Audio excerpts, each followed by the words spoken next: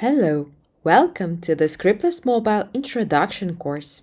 In this video, we will learn how to create a test for a mobile application in Scriptless Mobile tool from scratch. We will use a demo application called Expense Tracker and automate the following test scenario.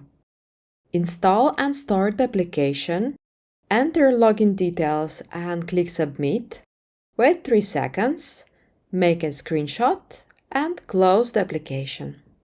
Now let's see how to create this test in the Perfecto Scriptless Mobile. To prepare for a test creation, I have already opened a Scriptless Mobile and chosen a device to work with. We have learned how to do this in the previous video. For creating this test, we will use both adding commands from the left menu to the test area and use the object spy to add a command to the test. Let's start with a command to install the application. We can find this action in the Applications folder and drag and drop the chosen command to the test. For this command, we need to specify the application we want to be installed. To do so, we need to open the command settings pop-up. First option is to double-click the needed command on the test area. Second option to select the command and click Edit Test Element. In the Install Application Settings pop-up, we need to specify repository key value. This is a path to the application that was uploaded to your Perfecto Cloud beforehand. After we specified this value, we can click Apply to save the changes. If we don't have the application installed on the device already, we can go ahead and install it manually. We have learned how to do this in the previous video. After the application is installed, we can start it up on the device. To do so, we will click Applications button on the right menu. In the Open section, we need to find the application we're going to work with and click Start Application button. Note that there is an option to both execute the chosen command on the device and add this command to the test.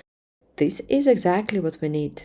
Now you can see a command Start Application added to your test with the test name of the application automatically filled in. Next steps we're going to add with the help of an object spy. To do so, let's first activate the object spy. Now we can choose the email text field and choose a text option. In the parameters section for this action, we can specify the text value. Make sure you have the option to execute this command on the device and add it to the test enabled and click Apply.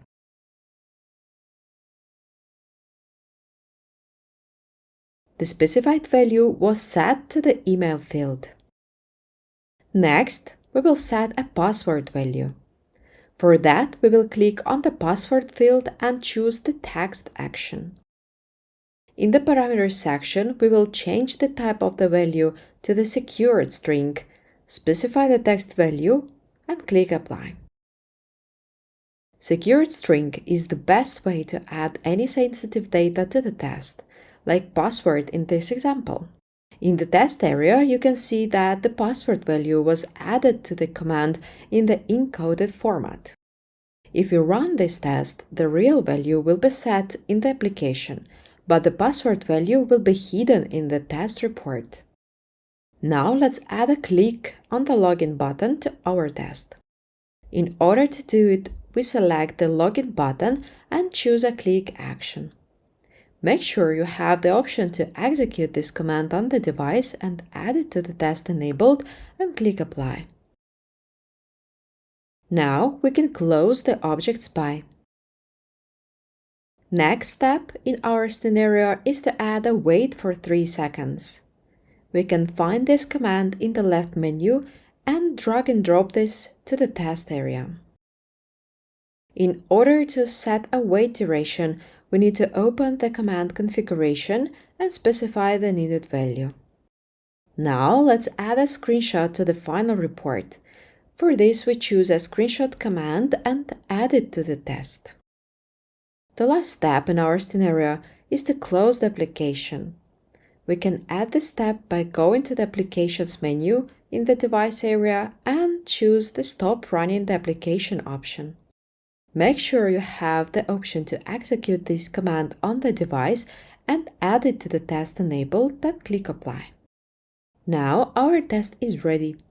In the next videos, we will learn how to run this test and view the generated report. Thank you for watching the video.